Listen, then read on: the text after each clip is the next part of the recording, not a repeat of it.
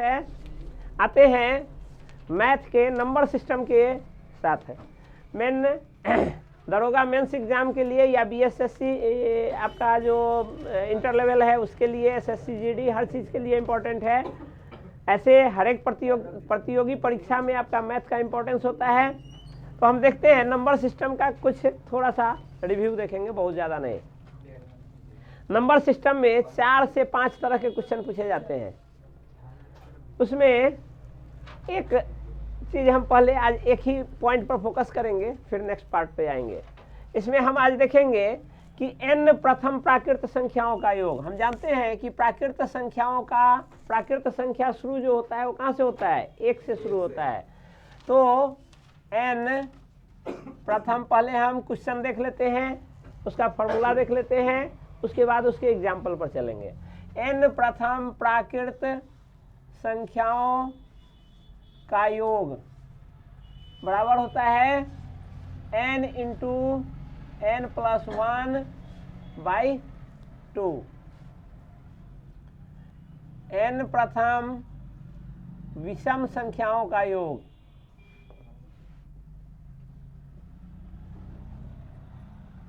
बराबर होता है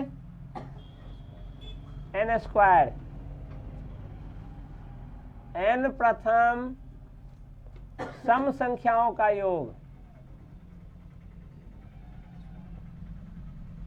बराबर होता है n इंटू n प्लस 1।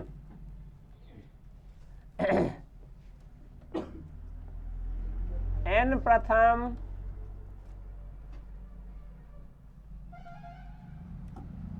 प्राकृत संख्याओं के वर्गों का योग इज इक्वल टू होता है n into n plus 1 2n plus 1/6।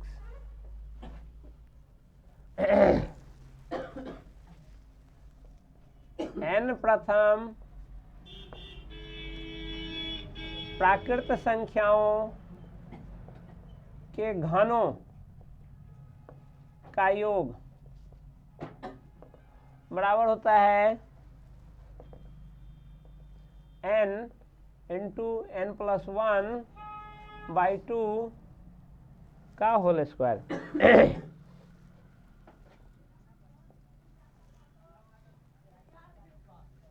n प्रथम सम अवलिक विषम संख्याओं के वर्गों का योग इक्वल टू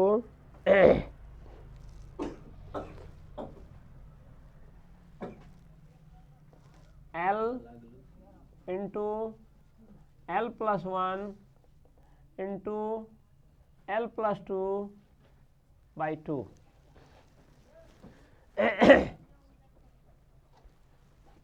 जहाँ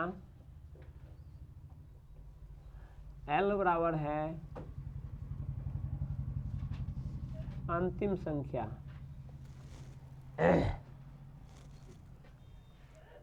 जहाँ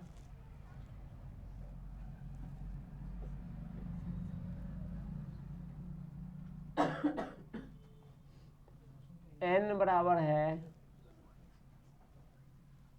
कुल पदों की संख्या,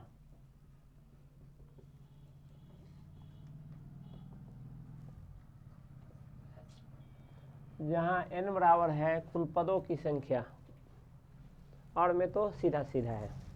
अब हम इसके एग्जाम्पल पर आते हैं। देखते हैं कि n प्रथम प्राकृत संख्या, हम जानते हैं कि प्रथम प्राकृत संख्या क्या होता है? 1 होता है। हमको दे दे 1 से लेकर के कहीं तक 50 तक की सभी संख्याओं का योग। पहला का उदाहरण है ये 1 नंबर, 2, 3, 4, 5 और ये 6 तरह के क्वेश्चन इससे बनते हैं। प्रथम n संख्या जो है, प्रथम प्राकृत n संख्याओं का योग पूछेगा जैसे 1 से लेकर 50 तक की सभी संख्याओं का योग पूछ रहा है, तो हम देखते हैं कि इसमें क्या है, n प्रथम प्राकृत संख्या है। n प्रथम कहने का मतलब हर हाल में 1 से शुरू होना चाहिए। यहाँ 1 से लेकर 50 तक सीधा आप इस फॉर्मूला में डाल देंगे। फॉर्मूला में डालेंगे तो कितना होगा, 50 × 50 + 1 51, ये फॉर्मूला है आपका n × n + 1 /2। इससे इसको कटा दीजिए 25 टाइम में, ये हो गया कितना, 25 से 25 हासिल 2, 25 × 5 = 125 और 2 127। ये आपका पहला नंबर का आंसर हो गया। यदि 1 से लेकर, ये पहले नंबर का एग्जाम्पल है, ये उसका योग है। दूसरे का एग्जाम्पल बनाते हैं। दूसरा कहता है n प्रथम विषम संख्याओं का योग। यदि पूछता है, इसका मतलब आपसे पूछ रहा है 1 + 3 + 2 नहीं रहेगा, क्योंकि 2 विषम संख्या नहीं है। 1 + 3 + 5 + 7 से लेकर के और 49 तक की संख्या आपसे पूछ रहा है, इसका योग पूछ रहा है निकालने के लिए। इसमें थोड़ा सा एक और चीज़ आगे बता दें, उसके बाद आते हैं इस पर। इसमें ऐसा पूछ सकता है आपसे पूछ देगा 50 से लेकर के या 51 से लेकर के 100 तक की संख्याओं का योग पूछ दे।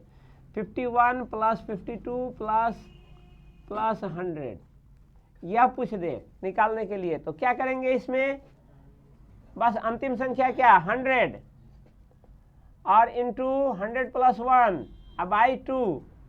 ये नहीं होगा, यह आपका गलत हो रहा है, क्योंकि यहाँ कहता है n प्रथम प्राकृत संख्या। आप देखिए, प्रथम प्राकृत संख्या हमने कहा कि सबसे पहला प्राकृत संख्या क्या है, 1 है। तो ये शुरुआत जरूर 1 से होनी चाहिए, तभी ये फॉर्मूला यूटिलाइज होगा। इसमें जो भी फॉर्मूला है, शुरुआत प्रथम प्राकृत संख्या से होना चाहिए, तभी आपका ये होगा। यदि शुरुआत देखिए यहाँ 51 से कर दिया, तो आपका ये फॉर्मूला यूज नहीं होगा, यहाँ ये गलत हो जाएगा आप लगाएंगे। तो यहाँ थोड़ा सा माइंड आपको अप्लाई करना है। माइंड आप अप्लाई ये करेंगे कि इसको हम कन्वर्ट कर सकते हैं। कैसे कन्वर्ट कर सकते हैं, इसको कन्वर्ट कर सकते हैं, इतना बराबर हम लिख सकते हैं, इतना बराबर लिख सकते हैं 1 + 2 प्लस कहाँ तक 100 और माइनस, इसमें फालतू कितना हो गया, 51 से 100 तक तो ये पूछ ही रहा है, यानी 1 से 50 तक हम इसमें एक्स्ट्रा निकाल रहे हैं। उस 1 से 50 तक को हम घटा लेंगे, इतना माइनस 1 + 2 + 49, 1 + 2 प्लस सीरीज 49, इसको हम माइनस कर लेंगे, अब हमारा निकल जाएगा। अब इसका फॉर्मूला, चूंकि यह भी 1 से 100 तक है और यह 1 से 50 तक है, या 1 से 49 तक है, 49 नहीं 50 तक नहीं होगा, 51 से है तो यहाँ 50 होगा, 50 तक होगा। तो अब आप इसका योग निकाल सकते हैं इस फॉर्मूला के यूज से, और इसका योग तो हम ऑलरेडी निकाल चुके हैं। तो इजिली अब आप इस फॉर्मूला का यूज करते हुए इस क्वेश्चन को सॉल्व कर सकते हैं। तो ऐसा एग्जाम्पल पूछता है, आप देखेंगे इसको बनाकर। नेक्स्ट सेकंड एग्जाम्पल पे आ रहे हैं। सेकंड एग्जाम्पल ऐसा है, n प्रथम विषम संख्याओं का। n प्रथम, सब में प्रथम जुड़ा हुआ है, देखिएगा। प्रथम कहने का मतलब है, यहाँ देखिए पहला 1 से शुरू होना चाहिए, 1 से शुरू होकर चाहे वो जहां तक पूछे कंटिन्यू। और हर एक विषम संख्या है, 1 के बाद 3 होता है, 3 के बाद 5 होता है, 5 के बाद 7 होता है। ऐसा नहीं कि 1 के बाद 7 दे देगा, 7 के बाद 9 दे देगा, ऐसा नहीं, सीरियली होना चाहिए, कंटिन्यूअसली होना चाहिए। तो यहाँ आप क्या है, इसका फॉर्मूला सीधा का सीधा क्या है, n², जहाँ n क्या है अंतिम, इसमें तो n क्या था, n कुल संख्या था, लेकिन चूंकि 1 से शुरू होता था इसलिए 1 से 100 तक 100 ही संख्या होता है। लेकिन यहाँ देखिए, यहाँ तो बीच बीच का गायब है, तो यहाँ n क्या है, n कुल पदों की संख्या है। यहाँ 1 से 49, ऐसा नहीं कि हम ये 49 का स्क्वायर कर देंगे, हमने ऐसा नहीं लिखा है कि n², जहाँ n अंतिम पद हमने नहीं लिखा है, n लिखा है कुल पदों की संख्या। तो 1 से 49 तक कुल कितनी संख्याएं हैं, केवल विषम संख्याएं, सम संख्या नहीं, सम वाला हटा हुआ है। यदि 2 भी रहता, 4 भी रहता, 6 भी रहता तो कुल 49 संख्या होता, लेकिन कुल आपका नहीं है, कुल इसमें सब संख्या नहीं है। तो यहाँ कुल पदों की संख्या पहले निकालेंगे। कुल पदों की संख्या बराबर होगा अंतिम टर्म, अंतिम टर्म क्या है 49 + 1/2, कुल पद कितने 25, यह वैल्यू हुआ किसका, n का। n बराबर लास्ट टर्म प्लस 1, विषम के केस में n बराबर हो जाएगा लास्ट टर्म प्लस 1/2, 25। इसका अब क्या होता है, इसका योग क्या होता है, n स्क्वायर होता है। It means n square, it means 25 का स्क्वायर बराबर कितना, 625 आंसर। यदि यही सम संख्या रहेगा, तीसरा का एग्जाम्पल 3, ये रहेगा 2 + 4 + 6 से लेकर के +50 तक रहेगा। तो इसका आप देखेंगे फिर यहाँ है n × n + 1, जहाँ n क्या है, कुल पदों की संख्या है, अंतिम पद नहीं है। तो फिर यहाँ कुल पदों की संख्या निकालेंगे। विषम में कुल पदों की संख्या निकालते समय अंतिम पद +1/2 होता है, और सम में कुल पदों की संख्या बराबर लास्ट टर्म /2 होता है। n बराबर यहाँ फिर 25 आ गया। तो यह भी, इसका भी योग निकालेंगे। तो इसका योग बराबर क्या होता है, n × n + 1, इट मीन्स 25 गुने 25 + 1 26, गुना करेंगे कितना आ जाएगा 25 छक्का 330, 25 दूना 50 और 30 आया है। 25 छक्का 150 ना, 150, 25 छक्का 150 हासिल 15, 25 दूना 50 और 15 65, 650। ये आपका हो गया किसका, n प्रथम सम संख्याओं का योग। देखिए आप एक चीज और इसमें समझ लीजिए, कभी आप ये फॉर्मूला भूल जाएंगे तो फॉर्मूला भूल जाएंगे, हालांकि कंप्लीटली ये जब आप फॉर्मूला पढ़े रहेंगे तब पूर्णतः नहीं भूलेंगे। यह मिसमैच होगा, किसका फॉर्मूला क्या है, यह माथे में मिसमैच होने लगेगा, उस समय याद नहीं रहेगा। तो उसको डिराइव करने का तरीका है, आप उस समय जब आप कंफ्यूज होंगे कि n प्रथम, इसी दोनों पर करते हैं, n प्रथम विषम संख्याओं का योग n² होता है कि n × n + 1 होता है। पूरा कंप्लीट फार्मूला तो नहीं भूलना है, कंप्लीट फार्मूला भूलता भी नहीं है। यदि आप पढ़े हुए हैं तो कंप्लीट फार्मूला नहीं भूलेंगे, ये मिसमैच होने लगेगा, आपको याद नहीं रहेगा n² इसका है कि इसका है। तो वैसे समय में आप सिंपल फर्स्ट 2 टर्म लेकर के जोड़ लेंगे। जैसे यहाँ था, ये सेकंड वाला था, ये किसका है, n प्रथम विषम संख्याओं का योग। देखिए 1 आप +3, मात्र हम 2 टर्म लिए हैं, पहला 2 विषम संख्या लिए। 1 + 3 बराबर क्या होता है, 4 होता है। देखिए तो इसमें कुल कितने पद हुए, कितने टर्म हुए, 2 पद हुए। 2 का स्क्वायर किए हैं तभी ने 4 आया है, कि 2 गुने n × n + 1 होता है, 2 गुने 3 किए हैं तब 4 आया है। तो इसका मतलब प्रथम विषम संख्याओं का योग पूछेगा तो क्या हो जाएगा, n² हो जाएगा। और दूसरा निकालेंगे, ये बराबर हो गया क्या, n² हो गया, किसका, विषम संख्याओं का।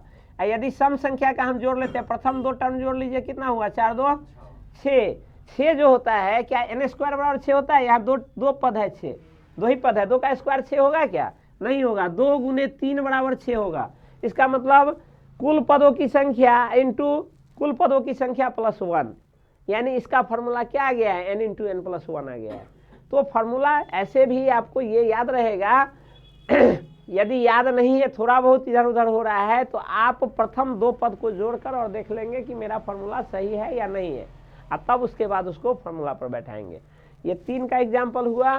चौथे का एग्जाम्पल देखते हैं हम।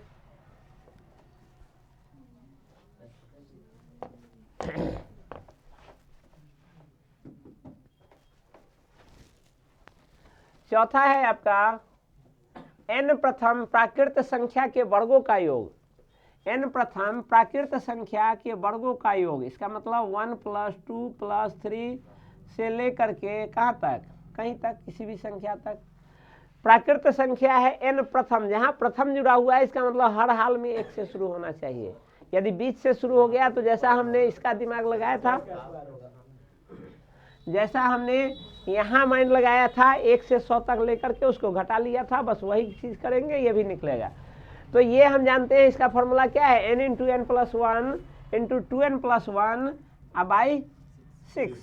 तो n कितना हो गया, अंतिम टर्म 1 से शुरू है, कुल 50 टर्म होगा, 50 × 51 इंटू 101, 50 गुने 2 करेंगे तो 100 प्लस 1 और यहाँ बाई 6।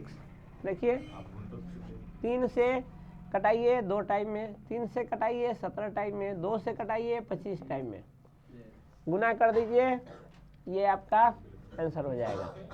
ठीक है, उसी तरह गुना कर लीजिए कितना होगा?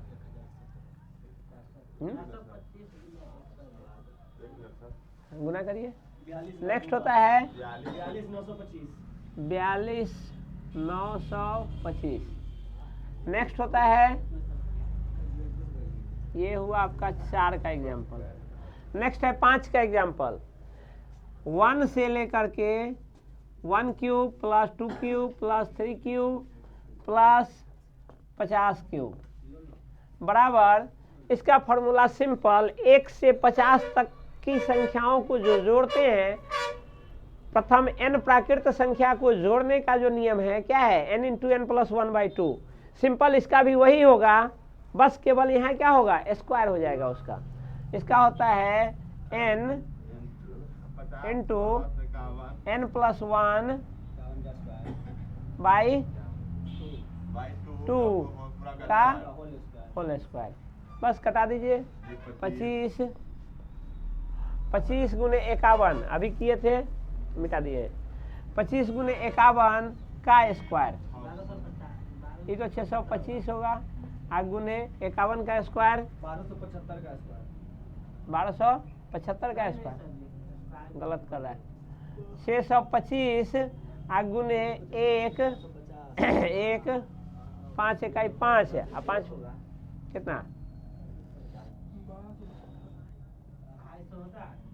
गुना करिए।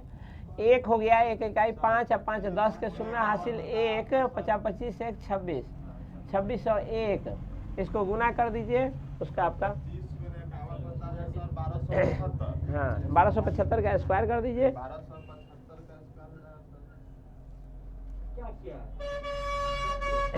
कितना? ठीक है, ठीक है, वही होगा। 16 लाख कितना है? 16 25 625 ये आता है। नेक्स्ट देखते हैं। नेक्स्ट है आपका n प्रथम सम या विषम संख्याओं के वर्गों का योग। जैसे आपका है 1 square plus 3 square plus 5 square plus 11 square.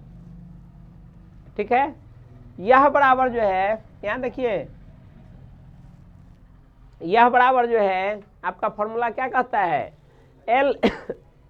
L into L plus 1 into L plus 2/2। तो यह बराबर क्या होगा? L जहाँ क्या है? अंतिम पद होना चाहिए। हाँ, ये जरूर है कि 1 से शुरू होना चाहिए, ऐसा नहीं कि कहीं से शुरू हो जाए, 1 से शुरू होना चाहिए। L बराबर अंतिम पद है, तो क्या हो जाएगा? 11 गुने 12 गुने 13 बाई 2 कटाइए, कटाइए, इसको कटाएंगे, हो जाएगा 6, गुना करिए, कितना होता है? इसको यहाँ से टेस्ट करते हैं, कितना? 858। यहाँ से देखिए, केवल हम फर्स्ट 2 टर्म को ये करके चेक करते हैं। ये कितना होगा? इस दोनों का योग 10 होगा। फॉर्मूला पर डालते हैं, ये होगा 3 गुने 4 गुने 3 गुने 4 गुने 5 बटा 2। तब तो 2 गलत हो गया, गलत हो गया। यहाँ 6 होगा, यहाँ 6 होगा। यहाँ कटा दीजिए, 3 से दूना 6 और 2 से 5 दूनी 10। यहाँ आपका जो होगा ये 6 होगा, 6 दूनी 12, 11 दूनी 22, अब 22 तरहिए, 13 दूना 26 के 6 हासिल 2, 13 दूना 26 और 2 28, 286। ये आपका फॉर्मूला है किसका, n प्रथम सम या विषम दोनों का वही होता है। जैसे अभी हमने किसको जोड़ा है, विषम को जोड़ा है, हम एक सम को जोड़ कर देखते हैं। n प्रथम सम संख्या को जोड़िए, जैसे 2 का स्क्वायर प्लस 4 का स्क्वायर प्लस 6 का स्क्वायर प्लस कहाँ तक 10 का स्क्वायर, इसको जोड़ेंगे, यह बराबर हो जाएगा कितना, 10 गुने 11 गुने 12 बटा 6, 6 दूना 12, 11 दूना 22, ठीक है। तो इसमें से यह एक ही फॉर्मूला आपको दोनों के लिए यूज हो जाएगा, सम संख्या हो या विषम संख्या। इसमें अलग अलग है, इसमें अलग अलग है, लेकिन स्क्वायर वाले में सम और विषम का दोनों का एक ही है, ठीक है। ऐसे नंबर सिस्टम में ये एक तरीका हुआ, नंबर सिस्टम का ये एक टाइप का क्वेश्चन हुआ, ऐसा क्वेश्चन पूछेगा। इसके अलावे जैसे फॉर्मूला में यदि आप कहीं मिस करने लगे तो आप उसको चेक करिए, जैसे अभी हमने चेक किया है, ये क्या था 2 लिखा हुआ था, ये यहाँ चेक कर लेंगे क्या मेरा सही है फॉर्मूला या नहीं है, जो तुरंत होने का चीज़ है, बहुत देरों का ये चीज़ नहीं है, चेक करके हम उसको सॉल्व कर लेंगे। ये एक तरह का क्वेश्चन हुआ। ऐसे ही कई टाइप के क्वेश्चंस पूछे जाते हैं नंबर सिस्टम में, एक दिन और हम इस पर आएंगे, और विभिन्न टाइप का, जैसे आपसे पूछता है 1 से, मिटाते हैं इसको, नहीं मिटाते नेक्स्ट देखते हैं नंबर सिस्टम में अन्य तरह की जो क्वेश्चन है, केवल उस पर ओवरव्यू देते हैं। एक अन्य तरीका का क्वेश्चन पूछता है कि 1 से 100 तक या 1 से 50 तक या 1 से 40 तक की संख्याओं को आपस में गुना कर दे सभी संख्याओं को, तो उसमें अंत में कितने जीरो आएंगे, इस तरह का क्वेश्चन पूछता है। कहेगा 1 से, या सीधे कहेगा प्रथम 50 प्राकृत संख्याओं को आपस में गुना करने पर संख्या के दाहिनी ओर कुल कितने जीरो होंगे, बताइए।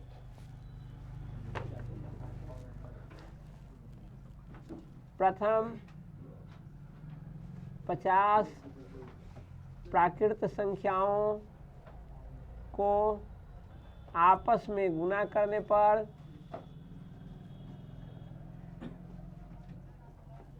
संख्या के दाहिनी ओर कुल कितने शून्य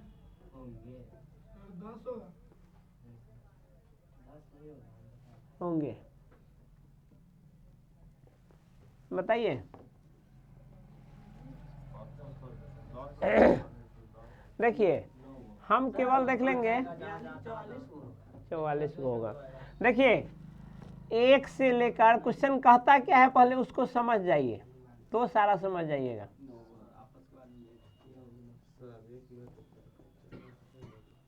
गुने 11 गुने 12 गुने 13, इस ढंग से कहाँ तक 50 तक जाएंगे, गुने 50 तक। तो कहता है संख्या के दाहिनी ओर कुल कितने शून्य होंगे। तो इसमें देखिए आप 1 से 10 तक, 11 से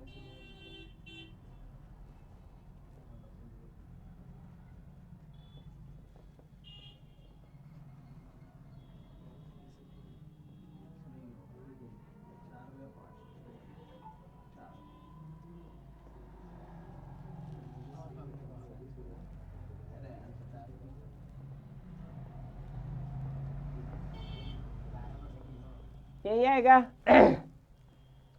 देखिए आप पहला वाला देखिए, केवल 1 से 10 तक गुना करेंगे, यदि 1 से 10 तक की सारी संख्याओं को गुना करेंगे तो कितना आएगा, वैल्यू चाहे जितना भी हो, उससे हमको बहस नहीं, हमसे केवल शून्य पूछ रहा है, इसके पूरे का गुना नहीं पूछ रहा है, गुना नहीं पूछेगा, हमसे केवल पूछ रहा है कि संख्या के दाहिनी ओर कुल कितने जीरो आएंगे। तो हम जीरो से केवल मतलब रखेंगे। किसी भी संख्या में 10 से यदि गुना करते हैं तो 1 जीरो तो दाहिनी तरफ आ ही जाता है। और देखिए क्या 9 गुने 8 करेंगे तो जीरो आएगा क्या, 9 8 72, लास्ट यूनिट प्लेस पर क्या आ रहा है, 2 आ रहा है, हमको केवल इकाई अंक से मतलब है। 8 गुने 7 कर रहे हैं, 56 आ रहा है, क्या जीरो आ रहा है, नहीं आ रहा है। 7 गुने 6 करेंगे 42 आएगा, क्या जीरो आ रहा है यूनिट प्लेस पे, इकाई अंक से मतलब है हमको, क्या जीरो आ रहा है, नहीं आ रहा है। 6 गुने 5 करेंगे, इकाई अंक आ रहा है जीरो, तो एक जीरो और आ जाएगा। उस 6 गुने 5 के जीरो के बदले यहाँ एक जीरो और आ जाएगा। अब देखिए जनरली लोग यही करने लगते हैं कि 6 पंचे 30 किए हैं एक जीरो, अब 5 चौका 20 किए हैं एक जीरो। लेकिन यह 5 का यूज ऑलरेडी हो चुका है। अब हम 5 को नहीं गुना करेंगे, अब इधर करिए रेस्ट को। 4 गुने 3 करेंगे, 2 गुने 1, 3 गुने 2 करेंगे, 2 गुने 1 करेंगे, क्या जीरो आएगा? नहीं आएगा। 5 का गुना हम केवल एक ही बार, गुना में क्या 2 5 है क्या? यहाँ 2 5 तो नहीं है, 5 तो एक ही है, तो एक ही बार गुना करेंगे, 2 बार नहीं करेंगे। इस प्रकार 1 से 10 तक कुल कितने जीरो? 2 जीरो। यहाँ भी उसी तरह कुल 2 जीरो, यहाँ भी 2 जीरो। इस ढंग से कितने जीरो? कितने जीरो आए सब? टोटल 10 जीरो आएंगे दाहिनी तरफ। ठीक है। या इसी में थोड़ा सा कॉन्सेप्ट और डेवलप कर लीजिए। 1 से प्रथम 100 संख्या कह देता। प्रथम प्राकृत चूंकि 1 से शुरू होता है, इसलिए 1 से 100 तक का है या प्रथम 100 संख्या का है, बात एक ही है। यदि 100 तक रहता तो कितना जीरो? 10 गुना 20 जीरो नहीं, चूंकि 100 में लास्ट वाले में जो 91 से 100 में चलेंगे, इस पर लास्ट जीरो, इसमें लास्ट में एक जीरो रहता था, उसके बदले एक जीरो और एक 5 गुने 4 वाला जीरो। यहाँ तो 100 पर ऑलरेडी 2 जीरो है, तो 2 जीरो तो ऐसे ही आ जाएगा। और एक 95 गुने 92 कहिए वो वाला जीरो, या 95 गुने 96 कहिए वो वाला जीरो, 95 गुने 94 कहिए जो एक वाला जीरो, ये 3 जीरो। तो इस ढंग से 10 यहाँ तक आया था, 10 ये होता 20 होता, 20 होता, और एक जीरो एक्स्ट्रा 100 वाला आ गया, तो कुल कितने? 21 जीरो। तो इस चीज को याद रखेंगे। एक तरह का ये क्वेश्चन पूछता है। दूसरा यूनिट प्लेस वाला क्वेश्चन, इकाई अंक पर कौन सा अंक आएगा? ये तो आप लोग जानते हैं अच्छी तरह से। हाँ, कोई संख्या दे देगा, टाइप 3 जो होगा क्वेश्चन पूछता है कि कोई भी 2 संख्या दे देगा, दोनों को गुना करने पर उस पर इकाई अंक पर कौन सा अंक आएगा? हम जानते हैं कि 0, 1, 5 और 6, इसका पावर कितना भी रहे, कितना भी इस पर पावर कर देंगे, इसको कितना भी टाइम आपस में गुना करेंगे तो यूनिट प्लेस पर वही आएगा।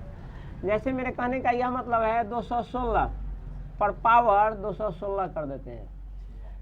इसका पूछेगा, इसका गुणनफल नहीं पूछेगा, इसका पूछेगा कि इकाई अंक पर कौन सा अंक आएगा।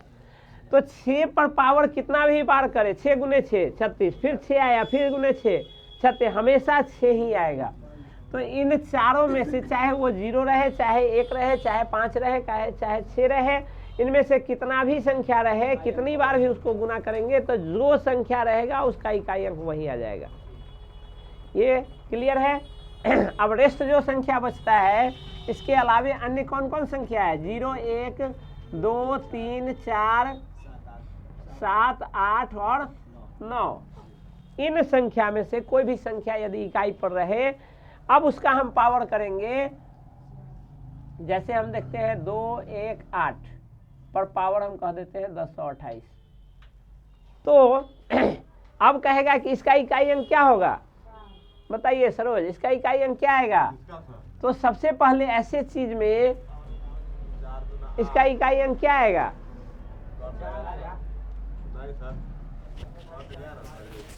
एक मिनट रुकिए।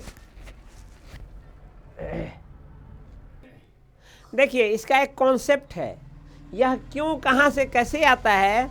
जैसे यह यदि हम 1 कर देते या 9 कर देते तो जनरल बच्चा सही बताता, गलत होता ही नहीं। लेकिन यहाँ हम जैसे ही ये कर दिए, सब जानता है कि 4 से भाग दे करके शेष जितना आता है उतनी बार गुना कर देंगे, ये आ जाएगा।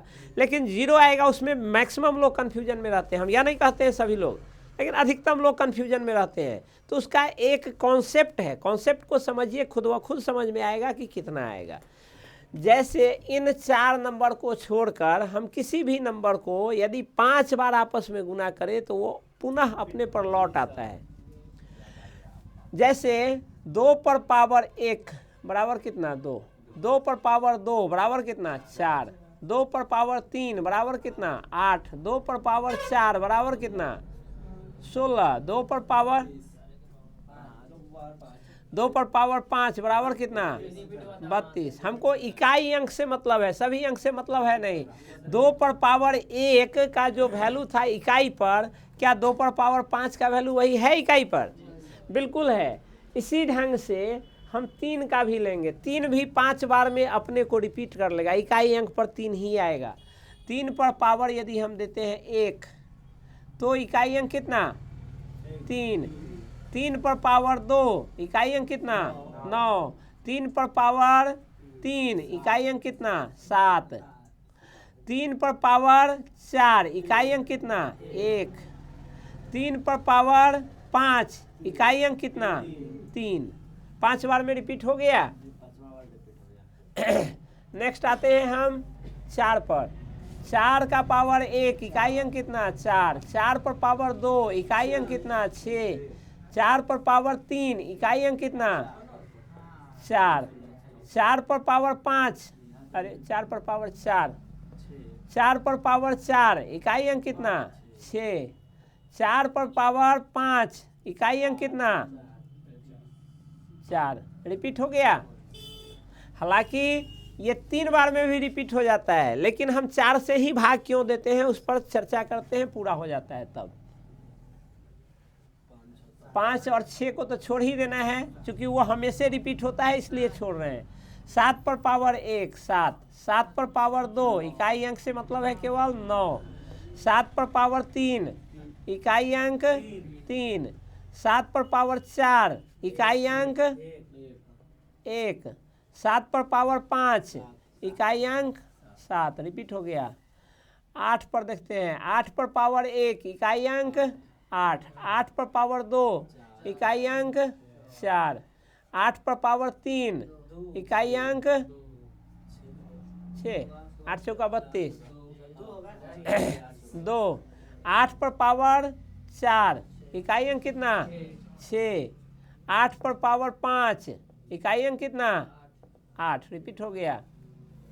अब आते हैं 9 पर। 9 का पावर 1 इकाई अंक 9। 9 का पावर 2 इकाई अंक 1। 9 पर पावर 3 इकाई अंक 9। 9 पर पावर 4 इकाई अंक 1। 9 पर पावर 5 इकाई अंक 9। अब देखिए हर एक में हम देख रहे हैं 5 पावर यदि करते हैं तो इकाई अंक सेम आ जाता है। 3 का किए 2 का किए थे, 5वीं बार में इकाई अंक 2 आया है। 3 का किए हैं 5वीं बार में इकाई अंक 3। 4 का किए हैं 5वीं बार में इकाई अंक 4। 7 का 7, 8 का 8 और 9 का 9। हालांकि कुछ ऐसी संख्या है जो तीसरी बार में ही रिपीट हो गया है, ये उसके अलावे और तो नहीं है। इन दोनों का स्पेशल कंडीशन हो सकता है, जैसा स्पेशल कंडीशन इन 4 का है, लेकिन सिमिलर नहीं, अलग, थोड़ा सा अलग। लेकिन चूंकि ये 5वीं बार में भी रिपीट हो रहा है, इसलिए सबका 1 बराबर हम कर देते हैं। 5 से 1 कम यानी 4। किसी का भी पावर, जैसे अब हम इस पर आते हैं इस क्वेश्चन पर, किसी का भी पावर जितना भी है उसमें चूंकि 5वीं बार में रिपीट हो रहा है तो 5 से 1 कम 4 से भाग देते हैं। 4 से भाग देने के बाद देखते हैं कि शेषफल कितना बचता है। जैसे हम इसके 218 पर पावर 1029 लेते हैं या 1030 लेते हैं, पहले 28 पर बाद में जाएंगे, 1030 लेते हैं। तो सबसे पहले हम क्या करते हैं, इसका पावर जो है उसमें 4 से भाग देते हैं। चूंकि 5वीं हर एक में देखते हैं इन 4 को छोड़कर, पहले तो इन 4 में से नहीं है यूनिट प्लेस पर, तो इसलिए हमको जाना पड़ा। यहाँ 6 रहता तो सीधे 6 आंसर लिख देते। 1 रहता तो सीधा इकाई अंक पर 1 आएगा। 0 रहता तो सीधा इकाई अंक 0 आता। 5 रहता तो सीधा इकाई अंक 5 कह देते। इन 4 को छोड़कर रेस्ट कोई भी नंबर है तो हम क्या करते हैं, चूंकि 5वीं बार में रिपीट होता है इसलिए 5 से 1 कम 4 से भाग देते हैं। किस में, पावर में, एक्सपोनेंट में 4 से भाग देते हैं। अब भागफल से हमको मतलब नहीं है, हमको शेषफल से मतलब है। भागफल से मतलब इसलिए नहीं है चूंकि 200 पर पावर 218 पर पावर 4 का जो इकाई अंक होगा वही इकाई अंक 218 पर पावर 8 का भी होगा। वही इकाई अंक 218 पर पावर 12 का भी होगा। 4 के गुणज जितने भी हैं, ये 4 के गुणज के अलावे जो है उसको हम छांट रहे हैं केवल। शेषफल कहने का वही मतलब, गुणज को छोड़ देते हैं, बाद बाकी को छांट लेते हैं। तो गुणज को छोड़कर यहाँ से भाग देंगे तो शेषफल आपका आएगा कितना? 2। चूंकि 28 4 टाइम में पूर्णतः कटता है, 1000 तो कट ही जाएगा, 1000 तो पूर्णतः कट ही जाएगा। 1000 कितना? 250 257, यानी 1030 को हम लिख सकते हैं। 1030 बराबर होगा 257 गुने 4 प्लस 2। तो हम यहाँ बताए हैं कि 218 पर पावर 4 का जो इकाई अंक होगा वही 257 गुने 4 का भी इकाई अंक होगा, क्योंकि 4 गुने 1, 4 गुने 2, 4 गुने 3 इसी ढंग से है ना। तो जो 218 पर पावर 4 का जो इकाई अंक होगा वही 218 पर पावर 257 गुने 4 का भी इकाई अंक वही होगा। बस केवल एक्स्ट्रा कितना? एक्स्ट्रा हमारा यह 2 जो बचा है, ये 2 हमको निकालने की ज़रूरत पड़ेगी। इसके इकाई अंक कितने हैं? 8 है, यानी 8 2 बार 8 को गुना कर देंगे, कितना हो जाएगा? 64 से मतलब ही नहीं है हमको, मतलब किससे है? केवल इकाई अंक से। इकाई अंक 4 हो जाएगा आंसर। लेकिन अब हम आते हैं, यदि पूरा रहता, जैसे 28 रहता, जैसा हमने पहले यहाँ ऊपर दिया भी है, ये तो हो गया इतना का। यदि 218 पर पावर 1028 है तो इकाई अंक क्या होगा? हम देख रहे हैं कि ये क्या है? 4 का पूर्ण गुणज है, 257 गुने 4 है। तो हमने कहा अभी जस्ट कि जो 218 पर पावर 4 का होगा वही 218 पर पावर 8 का भी होगा, वही 218 पर पावर 12 का होगा, वही 218 पर पावर 257 गुने 4 का होगा। तो हम देखते हैं यहाँ कि 218 पर पावर 4 का क्या आता है। 4 का मतलब क्या होगा? 8 गुने 8 गुने 8 गुने 8, यही आएगा ना? कितना आएगा? 8 8 64, 4 आया, 8 चौका 32, 2 8 दूना 16, कितना आया इकाई अंक पर? 6 आया। इसका कहने का यह मतलब है, यदि आपका इसका एक्सपोनेंट यदि 4 के पूर्ण गुणज में हो तो जिस संख्या का वर्ग, जिस संख्या पर पावर है उसका देखिए 4 टाइम में क्या आ रहा है इकाई अंक पर। 8 वाले का 4 बार में क्या आ रहा था? 6 आ रहा था, इसलिए 6 हो जाएगा आंसर। यदि 7 रहेगा पूर्ण रूप से कट जाए, पूर्ण रूप से यानी 4 के गुणज में ही उसका पावर हो तो इकाई अंक क्या आएगा? 1 आएगा। यदि 3 रहेगा उसका इकाई अंक क्या आएगा? 4 यदि पूर्ण गुणज में हो तो उसका इकाई अंक 1 आएगा। यदि 2 रहेगा उसका इकाई अंक 4 बार में क्या होगा? 16 आएगा, 6 आएगा इकाई अंक। तो बस केवल आपको यदि शेष बचने वाला हो वही नहीं याद रखिए, यह भी याद रखिए कि पूर्ण रूप से कटता है तो इकाई अंक पर क्या आएगा। समझ में आ गया होगा? जैसे एक और आप लोग बताइए, अभी जरा हम पूछते हैं उसका जवाब बता दीजिए। 217 पर पावर 1032, जरा बताइए इकाई अंक क्या होगा? इसका इकाई अंक क्या आएगा?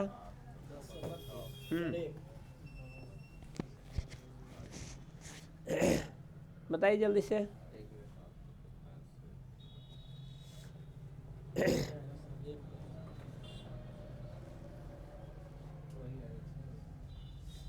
कितना आएगा? 1 आ गया हुआ है, एक आंसर। और लोग बताइए जल्दी।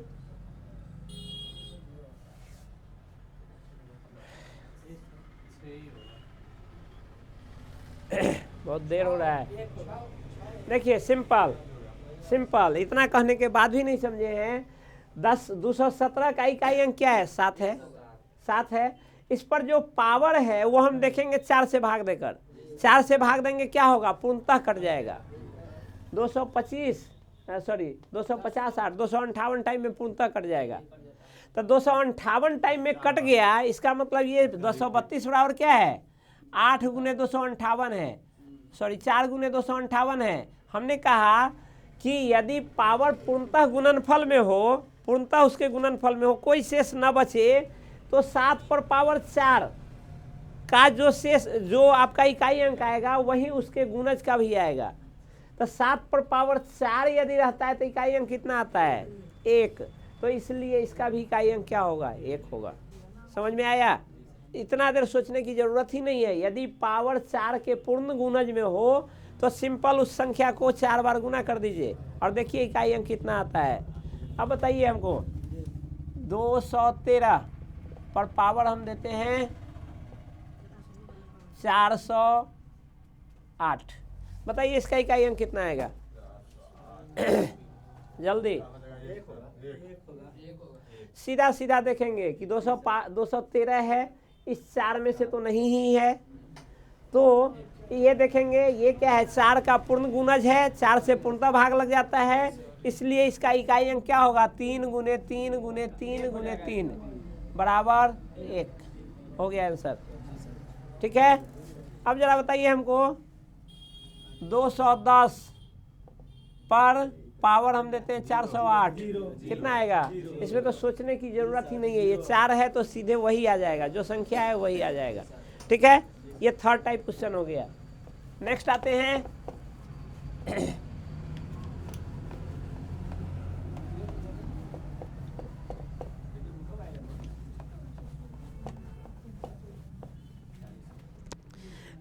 हैं एक इस तरह का क्वेश्चन पूछता है नंबर सिस्टम में 25 पर पावर 27 भागा 26 में शेषफल कितना होगा?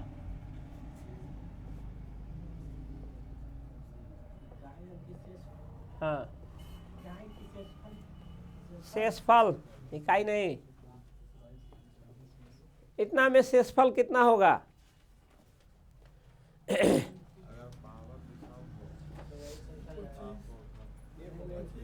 कितना? 1 और 1 दूसरा पर पावर 26 भागा 26 में शेषफल कितना होगा? दोनों का जवाब बताइए।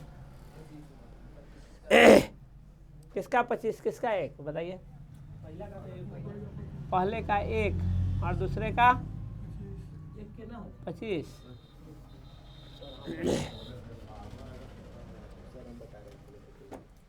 एक मिनट रोक दीजिए तो।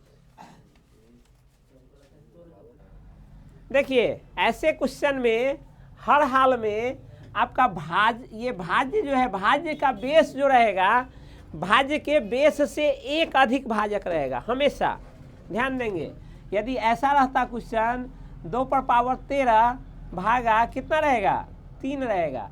हर हाल में ये भाज्य के बेस जो है उससे एक अधिक भाजक रहेगा, ऐसा ही पूछेगा क्वेश्चन। ऐसा ही पूछता है जो बन जाने वाला होता है, ऐसा नहीं पूछेगा जो बनेगा ही नहीं। ऐसे तो अभी ये 25 पर पावर 27, 25 को 27 बार लिखेंगे, गुना करेंगे, निकालेंगे तब तो निकल ही जाएगा। लेकिन ऐसा क्वेश्चन नहीं पूछा जाता है, चूंकि टाइम आपको मेंटेन करना है वहाँ। तो ऐसे क्वेश्चंस में आप ध्यान देंगे भाज्य के बेस से एक अधिक भाजक रहेगा, हर हाल में यही रहेगा। अब आप देखेंगे इसका सिंपल एक, जैसे हम इसको सबसे छोटा से छोटा, इसमें आप केवल यह देखेंगे कि पावर जो है इस भाज्य का जो आपका एक्सपोनेंट है वो सम है या विषम है। यदि सम होगा तब क्या होगा, यदि विषम होगा तब क्या होगा। दो ही आंसर हर हाल में इस भाजक से एक कम या एक, दो ही आंसर आएगा। जो भी भाजक होगा, भाजक यहाँ 3 है तो इसका आंसर या तो 1 आएगा या 2 आएगा। यदि हम भाग 16 से दे रहे हों तो इसका आंसर या तो 1 आएगा या 15 आएगा। हमेशा आंसर या तो 1 होगा या इस भाजक से 1 कम होगा। तो अब हम देखेंगे 1 कब होगा और भाजक से 1 कम कब होगा। ये देखिए, ध्यान दीजिए, हम इसका एक छोटा सा एग्जाम्पल लेकर के देख लेते हैं। जैसे हमने यहाँ दिया है 2 पर पावर 2 अब भागा 3, 2 पर पावर 3 अब भागा 3। देखिए यहाँ देखिए, इस भाज्य के बेस से एक अधिक भाजक है और यहाँ एक बार हमने उसका क्या ले लिया है, एक बार सम ले लिया है उसका पावर और एक बार क्या ले लिया है, विषम ले लिया है। यहाँ देखिए, यहाँ भाग देंगे, ये कितना पावर कितना हो जाएगा 4, 4 में 3 से भाग देंगे तो शेषफल कितना आएगा 1। और यहाँ देखिए, यहाँ 2 दूना 4 दूना 8, 8 में 3 से भाग देंगे कितना 2 हमारा शेषफल बचेगा। इस भाजक से 1 कम आ गया इसको आप एक बार और विस्तृत करके देख लीजिए। ये 2 पर पावर हम देते हैं 4 भागा 3 और यहाँ 2 पर पावर देते हैं कितना 5 दे दीजिए 5 दे दीजिए और भागा 3। देखिए क्या सेम आता है या अलग आता है। 2 पर पावर 4, 2 दूना 4 दूना 8 दूना 16, 16 में 3 से भाग देंगे कितना 15, 1 हो गया हमारा शेषफल।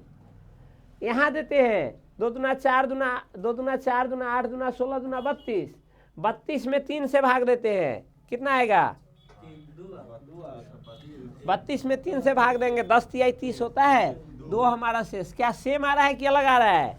सेम आएगा। इसके गुणनफल में कहीं भी जाएंगे सेम ही आएगा, यानी सम संख्या यदि रहेगा तो हर हाल में एक ही होगा, चाहे हम इतना में इतना से करें चाहे इतना में इतना से करें। पावर यदि सम होगा, यहाँ पावर यदि सम होगा तो हर हाल में एक आएगा। देखिए यहाँ गलती किया है, पावर सेम है तो हर हाल में आंसर क्या होगा 1 होगा, और पावर यदि विषम है तो हर हाल में आंसर क्या होगा हमारे भाजक से 1 कम होगा। भाजक हमारा कितना है 26 है तो इसका आंसर क्या होगा 25 होगा। इस बात को आप नोट कर लीजिए। यदि एक्सपोनेंट सम हो तो शेषफल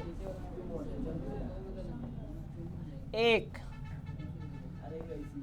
यदि एक्सपोनेंट विषम हो तो शेषफल बराबर भाजक और -1। ये 2 पॉइंट याद रखिए।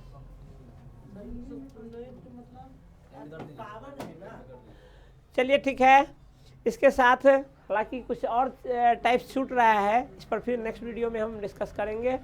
आप यदि दरोगा मेंस एसएससी जीडी बीएसएससी की तैयारी करते हैं तो निश्चित इसका लाभ लें।